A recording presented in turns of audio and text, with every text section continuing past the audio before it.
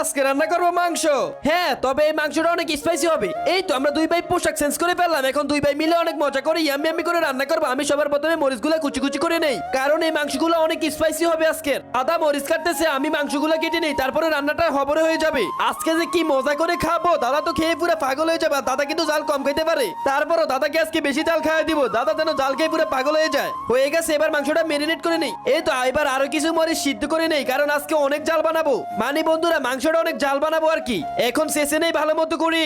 এই তো দাদা জাল বানাইতে আছে, আর আমি মাংসটা রান্না করে ফেলি তাড়াতাড়ি। আজকে দুই ভাই মিলে রান্না করবো, তো সেই স্বাদ হবে রে। বন্ধুরা দেখো দেখো, মাংসের কালারটা কত সুন্দর হয়েছে। আজকে যে কি মজা করে দুই ভাই খাবো। এই তো রান্না হয়ে গেছে, এখন বাইকে নিয়ে খাবো। তার আগে তুমিও যদি চাও তোমার মা তোমার সাথে সারা জীবন থাকুক, তাহলে ভিডিওতে লাইক করে চ্যানেলটি সাবস্ক্রাইব করে দিবে। তারাই শুধু লাইক সাবস্ক্রাইব করবে যারা মাকে মন থেকে ভালোবাসে। ভাই কই রে তুই, তাড়াতাড়ি চলে আয়, রান্না হয়ে গেছে রে। হ্যাঁ ভাই, রাখ রাখ, এখানে রাখ। এখন দুই ভাই মিললে অনেক মজা করে খাবো। তাড়াতাড়ি আমি খাই।